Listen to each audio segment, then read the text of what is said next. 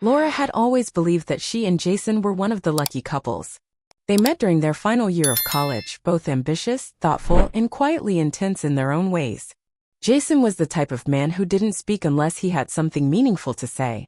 He read Russian literature, cooked better than most professional chefs, and could hold her hand for hours without needing to fill the silence. For a woman like Laura who'd grown up in a loud, chaotic household, Jason was calmness wrapped in mystery. After 2 years of dating and one serious breakup in between, they married under a willow tree in her grandparents' backyard, with only 20 people present and Jason's sister Emily serving as his witness. In the early years, their life unfolded almost like a dream. They bought a modest but charming home on the outskirts of town, where the trees whispered in the wind and neighbors minded their own business. Laura taught part-time at a local preschool while Jason worked remotely in software development. Their rhythms were simple: Sunday brunches, evening runs, soft music playing in the kitchen as they made dinner together. They weren't flashy, weren't dramatic. They were the type of couple that others quietly admired. They made everything seem easy. But easy has a way of fading, slowly and quietly, like fog retreating under the morning sun. After their daughter was born, something in Jason shifted. It wasn't dramatic, not at first. He smiled less, spoke even less, and stayed up later at night. Laura chalked it up to exhaustion, stress, maybe a little postpartum disorientation on his part.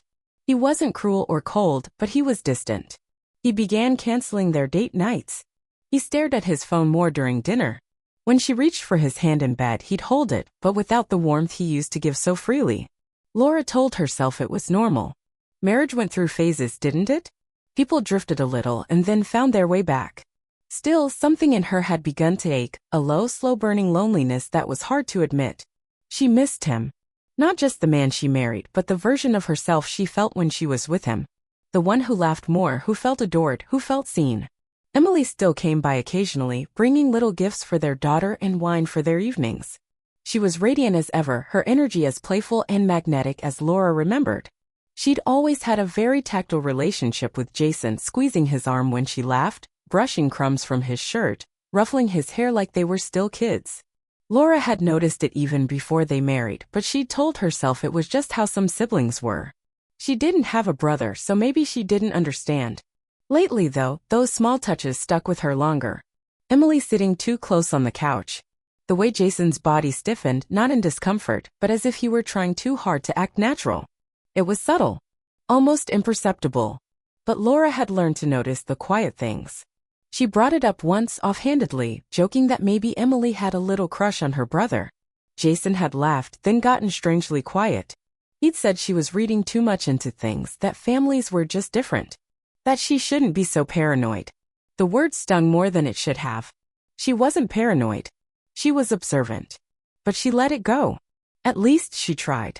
The intimacy between her and Jason had already started to wane by then.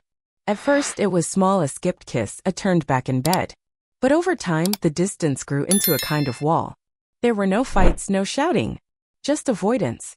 An unspoken agreement to coexist without confrontation.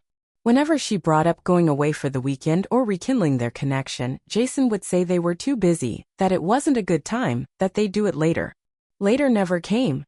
Still, Laura believed in the sanctity of marriage. She read articles, joined a relationship podcast group, even tried to reinitiate intimacy by dressing up and planning spontaneous moments. Sometimes it worked briefly. Jason would smile, touch her shoulder, even make love to her. But it felt different, mechanical, like he was performing a part he no longer truly inhabited. One night, lying beside him in bed while he stared blankly at the ceiling, Laura wondered if maybe there was someone else. A woman at work, an online affair. She hated herself for thinking it. But her mind couldn't help it. He was somewhere else, emotionally and mentally. Somewhere she couldn't reach. She started watching him. Quietly. Tracking his mood swings. His expressions when he looked at their daughter. His eyes when Emily's name came up. It was as if he was always hiding something, but Laura didn't know what. And yet, through it all, she held on to hope. They had built a life together. They had a child. Surely this was just a hard season. People didn't unravel over nothing. She believed, perhaps naively, that love was enough to hold them together. Until the night he whispered another woman's name, his sister's name, while moving inside her, eyes closed, lost in some private fantasy that had no place in their marriage. And in that moment the fog lifted. The silence she had tolerated for years turned into a scream inside her chest. Because now Laura wasn't just hurt. She was afraid. Afraid of what else she didn't know. Afraid of what had already happened long before she ever met Jason. Afraid that she hadn't just married a man with emotional baggage, but someone carrying something darker, something unspeakable. And yet she said nothing. Not right away. She lay there in the dark, listening to the quiet hum of the house, her skin cold beneath the blanket they shared. She stared at the ceiling and tried to remember every time she'd ever doubted herself. Every time Jason had brushed off her intuition. Every moment she'd swallowed her questions for the sake of peace. Laura had always thought of herself as grounded, practical, reasonable. But now she felt like she was standing at the edge of a cliff, staring into something bottomless. Something she wasn't sure she wanted to understand. The days following the incident in the bedroom passed like a blur for Laura. She moved through her routines on autopilot, her body going through the motions while her mind unraveled in silence. She fed their daughter breakfast, smiled at the neighbors on her morning walks, answered polite questions at work, and even laughed once or twice at things she didn't really hear. But beneath that facade, her world had started to tilt. There was a growing dissonance between what she presented and what she felt, a dissonance that was slowly making her sick. She couldn't forget the moment, the exact inflection in Jason's voice, the tenderness in it that didn't belong to her. The name had fallen from his lips so naturally, so unconsciously, as though it was woven into his muscle memory. It hadn't been an accident. It couldn't have been. Not the way he said it. Not the soft moan that carried it. Not the way his eyes fluttered shut as though savoring something beautiful. And certainly not the name, Emily. The morning after, she had stared at herself in the bathroom mirror for nearly an hour, unsure what she was even looking for. Proof of her own sanity? A sign that she was imagining things? She splashed water on her face again and again, but it didn't wash anything away. The truth had embedded itself deep inside her now, and there was no ignoring it. Her husband had called her by his sister's name. Not in passing, not as a mistake, but in a moment of intimacy that should have belonged to them and them alone. That day Laura began to watch Jason more carefully. She didn't let on that she had noticed. She didn't mention it or confront him. Instead, she kept things exactly the same. Breakfast was made. Laundry was done. Conversations remained pleasant and routine. But every glance he gave, every text he typed, every second he lingered too long on a thought, she filed it away like a detective building a case. It wasn't just about the name anymore. That had been the trigger, but now she began to see everything through a new lens. The way he tensed when Emily was mentioned. The subtle flicker in his eyes when he talked about childhood memories. The lack of personal stories about their adolescence, despite the fact that he and Emily had been inseparable growing up. Whenever Laura asked about his past, he always changed the subject or gave half answers, often making jokes to deflect. She used to think he was just private. Now she wasn't so sure. She started to dig. Quietly. She went through their old photo albums, ones Emily had made for their wedding. There were so many pictures of the two of them together, Jason and Emily. At the beach in high school, sitting way too close at family gatherings. Laura's hands trembled slightly as she noticed how Emily always had a hand on him, his knee, his shoulder, sometimes his hair. In nearly every picture, they looked more like a couple than siblings. And Jason never looked uncomfortable. He looked neutral. Relaxed. As if her touch was natural to him. Laura began scrolling through Jason's social media accounts, though they were mostly inactive. She looked for comments from Emily, messages, anything that could confirm her growing suspicions. Most of the communication between them had moved to private messaging apps. But Laura found one post from 5 years ago that made her stomach turn. It was a candid shot of Jason and Emily at a lake, arms wrapped around each other. The caption read, "My favorite human since day one." The comments below were full of hearts and smiling emojis. Laura had seen that post before. But now it felt loaded with subtext. That night, Laura couldn't sleep. She lay awake beside Jason, staring at his back as he breathed evenly. She imagined what might lie buried in his past. Maybe nothing had happened. Maybe this was all in her head. But her instincts told her otherwise. They screamed at her. Her body responded with anxiety she couldn't soothe. Shaky hands, a racing heart, nausea that wouldn't go away. She had to know more. She had to find the truth. Because whatever it was, it had already started to affect their daughter too. The next morning, Laura visited Jason's parents under the pretense of dropping off some family photos. She sat with his mother over coffee, gently steering the conversation toward childhood stories. She asked about Emily and Jason's upbringing.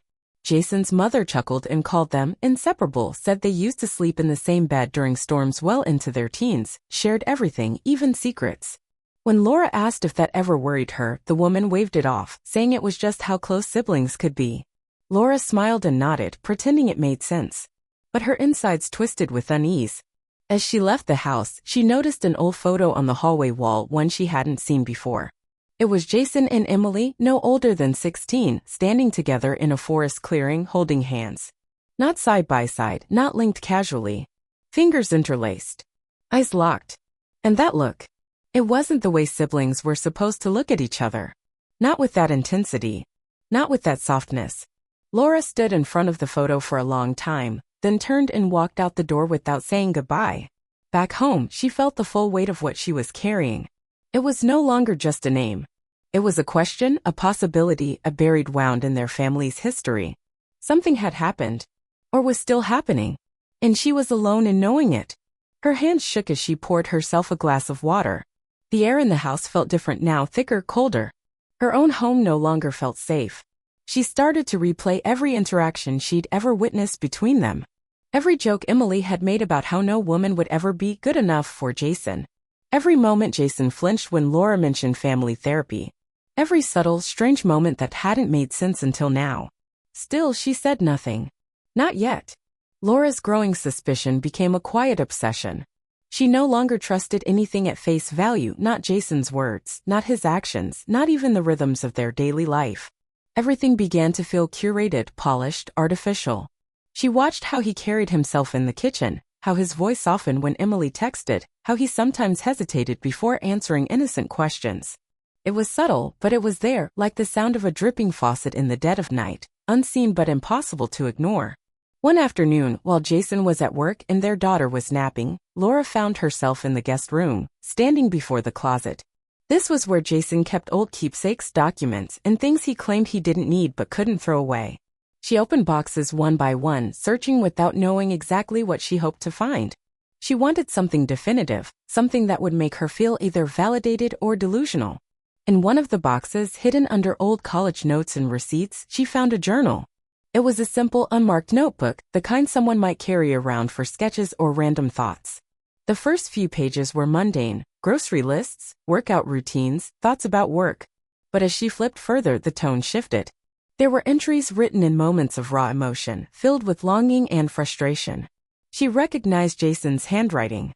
He never dated the pages, but the language hinted at a time before their marriage. Several entries were about someone unnamed, referred to only by an initial. E. The way he described E was tender and conflicted, as if he were battling feelings he knew he shouldn't have.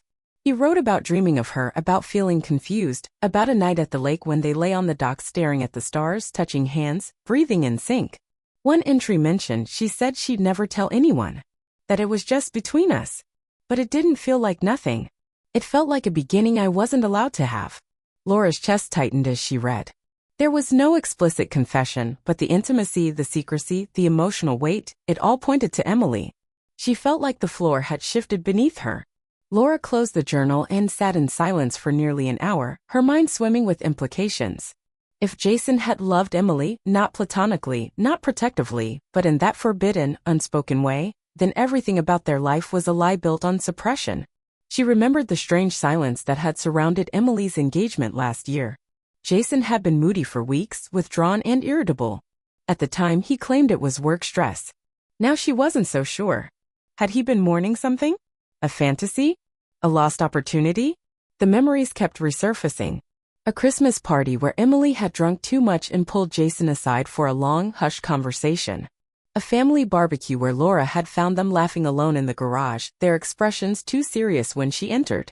And that time she caught Emily staring at Jason with a look Laura couldn't place, something between admiration and possession. Laura began to avoid Emily. She made excuses not to attend family events. She stopped replying to group messages. When Emily reached out, Laura kept the conversation short and distant. She told herself it was for her sanity, but deep down she was afraid of what she might say or see in her sister-in-law's eyes. Every interaction felt like a test, like standing at the edge of a cliff, afraid to look down because the truth might be waiting in the abyss. One evening, Jason mentioned that Emily was coming over to drop off a baby gift. Laura's stomach churned. She considered making an excuse to leave the house but stayed, determined to observe. When Emily arrived, she was cheerful and casual, but Laura noticed how she hugged Jason just a little too long, how her hand lingered on his shoulder. Laura stood back, watching from the kitchen like an outsider in her own home. She forced a smile, accepted the gift, and made small talk, all while her pulse pounded in her ears. After Emily left, Laura found herself staring at the front door for minutes, numb and motionless. She couldn't decide whether she was losing her grip on reality or finally seeing it clearly for the first time. That night, she couldn't bring herself to lie next to Jason. She pretended to fall asleep in the nursery while rocking their daughter, staying there until morning. It became a pattern, an emotional distance that widened with each passing day. She was no longer looking for confirmation. She already had it. What she lacked was a plan. The journal had changed everything. She knew she needed to talk to someone, but who? Her own friends wouldn't understand, and she couldn't go to Jason's family. She felt utterly isolated. Her instincts screamed that this was deeper than an inappropriate crush or a childhood misunderstanding. It had become part of Jason's identity, something repressed but never resolved. And now it had infected their marriage like a hidden rot. Laura began recording everything: notes on conversations, timestamps of strange behaviors, screenshots of messages, anything that felt off. She didn't know what she'd do with the information, but collecting it gave her a sense of control. If she couldn't confront the truth openly yet, she could at least protect herself from gaslighting, from being told she was imagining things. One morning, while looking through old emails, Laura found a message from Emily dated 3 months before her wedding to Jason. It was a simple note thanking Laura for being part of the family and for loving Jason the way he deserves. But one line stood out: "You have no idea how lucky you are, and I hope you never learn what it means to be without him." At the time it had seemed sweet. Now it read like a veiled warning. Or threat. Laura printed the email and tucked it into a folder with the journal pages. Her heart ached with confusion, grief, and something dangerously close to fear. Whatever this was, it was bigger than a mistake in bed. It was a history she hadn't been told, a darkness that had been kept in the shadows for years. And now it was pressing against the seams of their life, ready to tear everything apart. Laura's world had become a carefully balanced act of pretense. Outwardly, life carried on as usual: school drop-offs, weekly groceries, polite smiles to neighbors, quiet dinners. But beneath the surface, the weight of her discoveries clung to her like a second skin. She moved through her routines on autopilot, detached from the warmth of her daughter's laugh, from Jason's casual gestures of affection, from the soft normality that used to comfort her. The days blurred together as she continued her quiet surveillance, collecting fragments of something unnameable yet undeniable. The folder hidden in her closet had grown: printed messages, notes from conversations, inconsistencies in Jason's stories. Each item was a grain of evidence in a puzzle she couldn't yet solve but feared already knew the shape of. It was in this liminal state, half in, half out of the life she had built, that Laura began researching. Not just signs of infidelity or emotional affairs, but more forbidden territory. She dove into academic forums, psychological journals, anonymous blog posts, anything that dealt with inappropriate familial attachments. She wasn't looking for sensationalism. She wanted patterns, terminology, anything that could help her understand what she was up against. It was then she first encountered the term covert incest, not physical, but emotional enmeshment between a parent or sibling and a child. The signs mirrored what she was starting to suspect: a blurring of boundaries, a surrogate relationship that stunted adult emotional development. Laura reread the entries in Jason's journal with this new lens. It became clearer: he hadn't just been close to Emily, they had shared something secretive, something that substituted for real intimacy, perhaps even unconsciously. There were no explicit sexual notes in the journal, but the obsession, the longing, the possessiveness, it had the emotional weight of a romantic entanglement. Whether it had ever crossed a physical line no longer mattered. Emotionally, it had been something else entirely, something disturbing in its intensity. Her dreams turned dark and fragmented. She'd wake up drenched in sweat, with images of Jason and Emily whispering behind closed doors, always turning away as she entered. Her heart would race uncontrollably, even in the silence of the night. She began to feel unsafe, not in the traditional sense, but existentially. Unsafe in her role as a wife. Unsafe in the trust she had given. Unsafe in the story of her own life. Things escalated the night Jason received a call from Emily past midnight. Laura, lying awake in the dark, heard his phone buzz and watched his face glow from the screen. He stared at it for too long, then slipped out of bed and into the hallway, closing the door behind him. She followed silently, pressing her ear to the door of their home office, catching only fragments. A hushed voice, laughter, a sigh that sounded too familiar. She stood frozen for minutes before retreating to the nursery, where she curled up beside her sleeping daughter, unable to return to their shared bed. The following morning, Laura confronted the emptiness of their marriage with painful clarity. Jason asked if she was feeling well. She nodded. He kissed her forehead and left for work, and she stood there in the doorway, her arms limp at her sides, feeling like a stranger in her own home. That day she drove to her mother's house under the pretense of a casual visit. She needed air. She needed silence not soaked in tension. But she didn't share the truth. She smiled through coffee, asked about her brother's kids, complimented the garden. Pretending was easier than explaining. Back home, the folder in the closet had become more than evidence, it was armor. Every time she doubted herself, she'd read the journal again or review the screenshots. Her pain hardened into a private resolve. She stopped trying to fix the marriage. Instead, she began documenting every detail with methodical precision. Dates, times, tones of voice, who initiated contact, what was said. Her emotional exhaustion turned to strategy. Then came the email. An anonymous account. No name, no context, just a single sentence. You don't know the whole story. Attached was a photo, blurry but recognizable, Jason and Emily, young, lying side by side on a blanket in what looked like the old family cabin.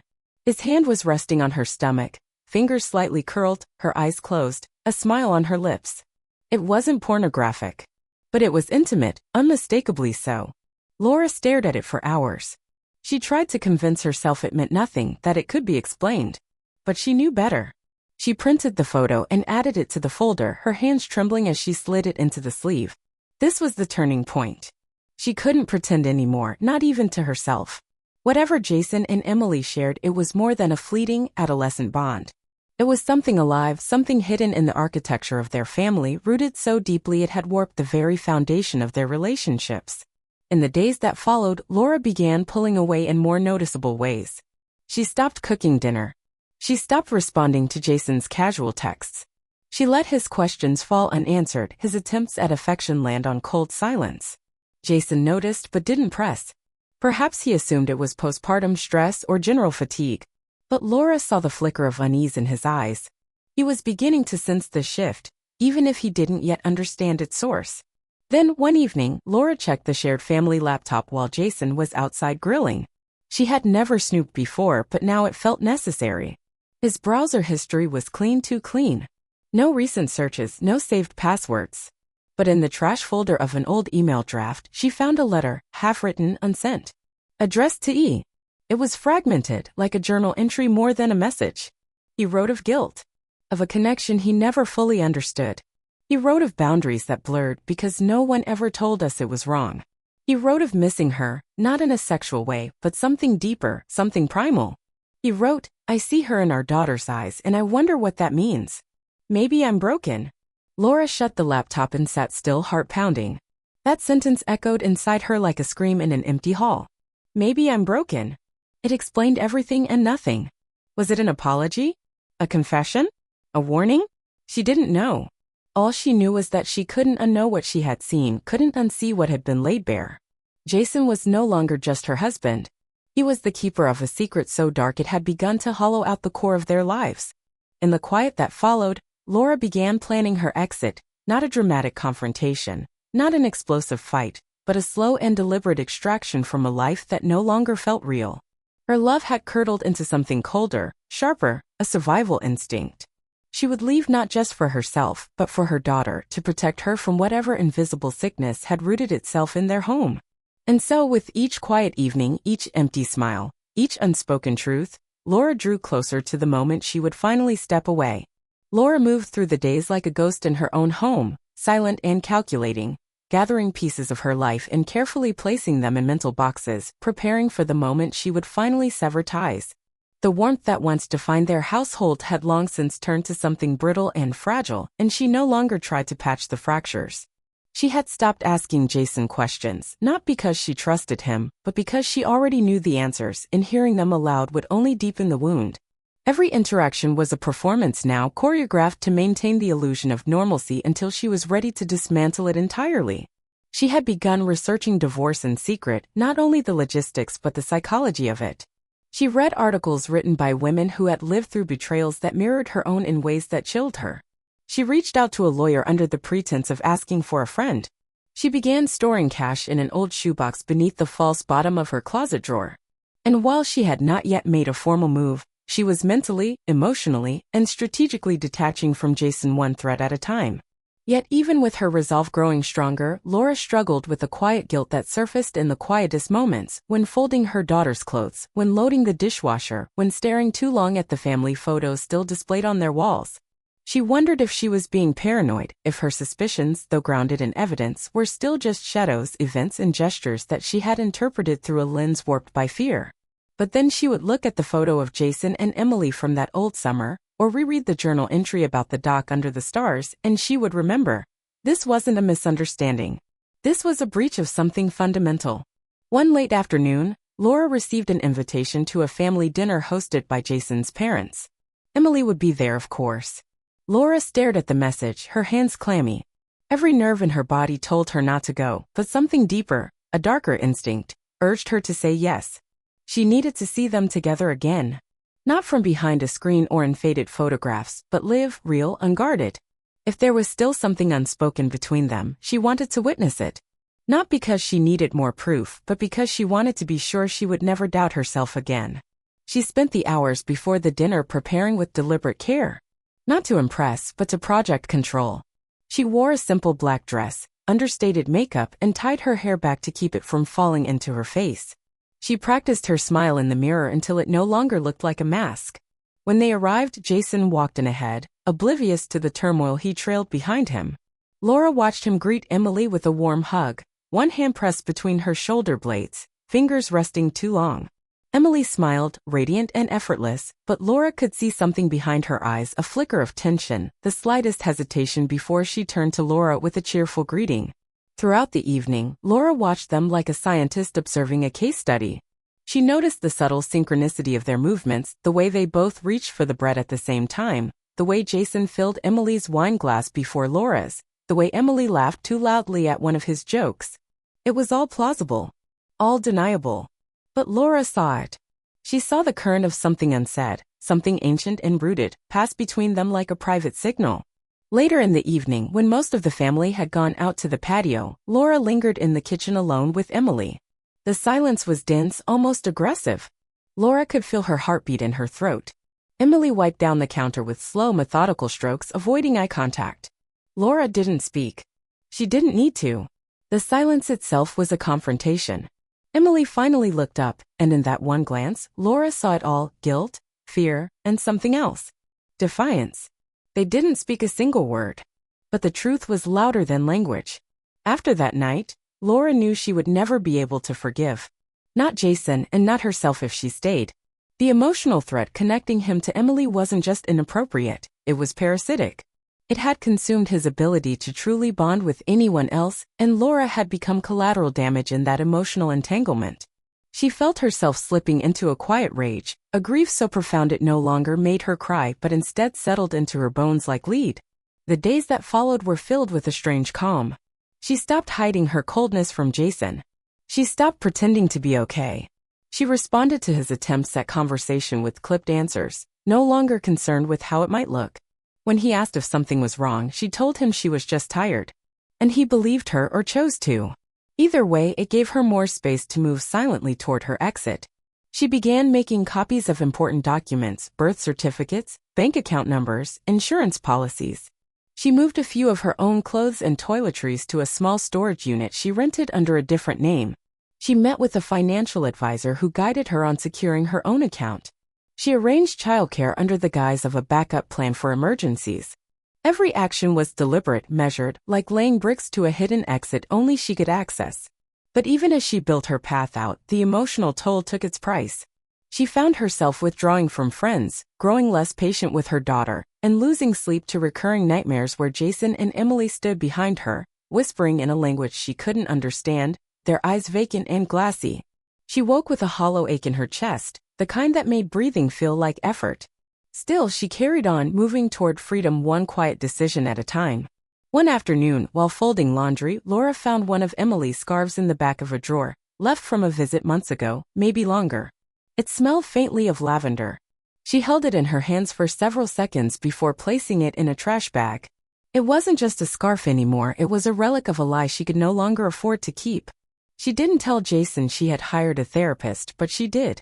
Not because she wanted to save the marriage, but because she needed to reclaim her own mind. In their sessions, she didn't hold back. She described the journal, the late-night phone calls, the photo, the letter in the trash. The therapist never once called her delusional. Instead, she used terms Laura had come to know too well: enmeshment, emotional betrayal, trauma bonding. She wasn't alone. She wasn't crazy.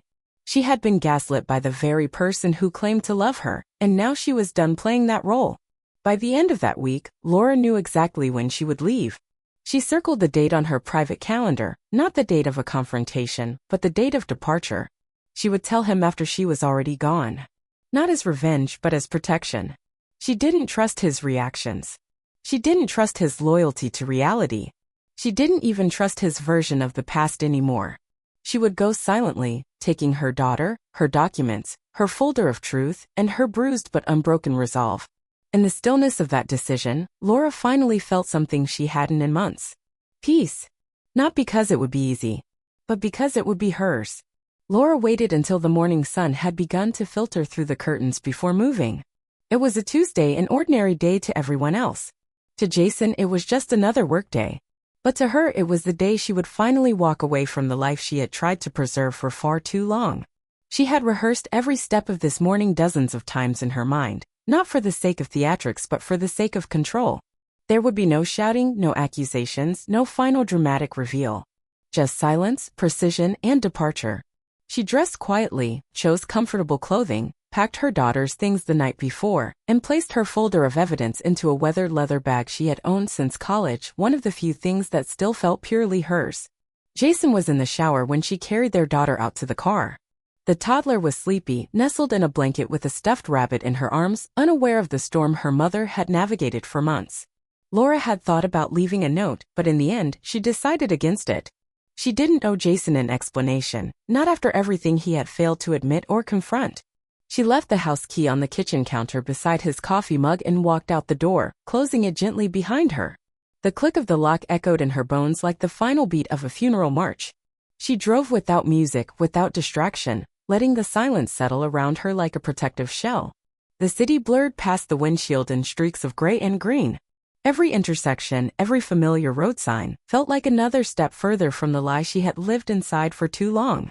Her destination was a rental apartment she had secured under a temporary name through a friend of her therapist. Small, furnished, clean, safe. It wasn't meant to be permanent, but it was hers. For the first time in what felt like years, Laura crossed the threshold without the weight of someone else's secrets clinging to her skin. The first few days after her departure passed in a haze. She kept the blinds drawn, stayed off social media, blocked Jason's number, and let her attorney handle any communication that needed to happen. She spoke only to her daughter and the therapist, who became a lifeline during the dark waves of anxiety that still rolled in without warning. At night, Laura often lay awake, the silence pressing in, her mind still spinning with memories she couldn't shut off. She didn't miss Jason, but she mourned the version of her life she once thought she had. She mourned the woman she had been before all of this. Jason sent emails at first, measured, confused, growing increasingly desperate. He didn't know why she had left. He said he deserved at least a conversation. He begged her to come back, to work through it together, to think about their daughter. But never once did he mention Emily by name. Not once. That silence was its own kind of confession. Laura never replied. Her attorney handled custody logistics. A shared parenting app became the only thread tying them together, a sterile platform where pickups, drop-offs, and doctor visits were coordinated like transactions. Eventually, Jason's messages turned angry.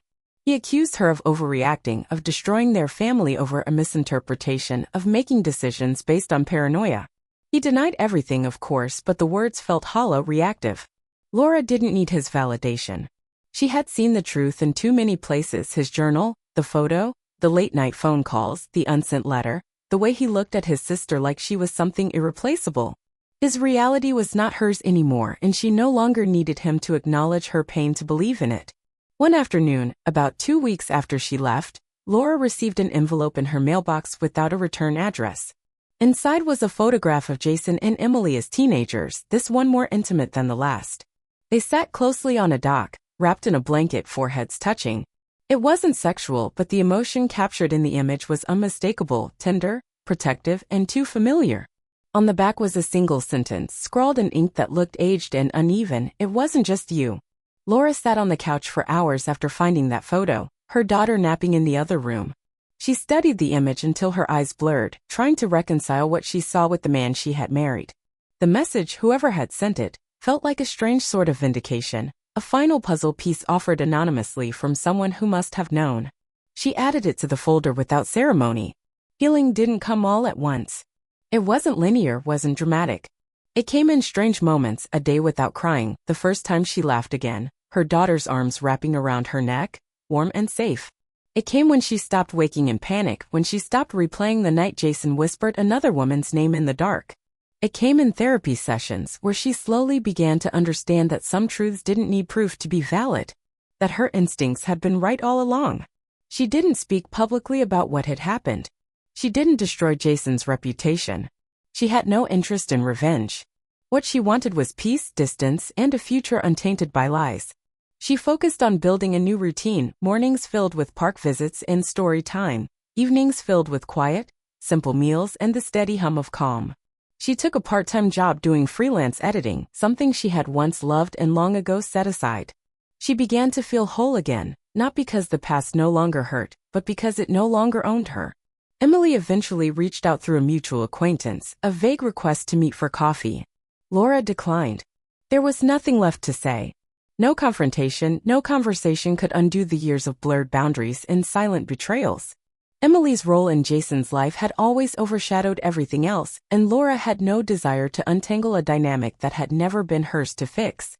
Jason continued to exist in her periphery, part of the shared custody arrangement, a ghost tethered to the calendar. He showed up for pickups and drop-offs, punctual and polite, sometimes with a new haircut, sometimes with tired eyes. They spoke only about logistics, always in public spaces. He never brought up the past again. Maybe he had convinced himself of his own innocence, or maybe he carried the guilt in private. Laura no longer cared. She had her daughter. She had her silence. She had herself. And that was enough.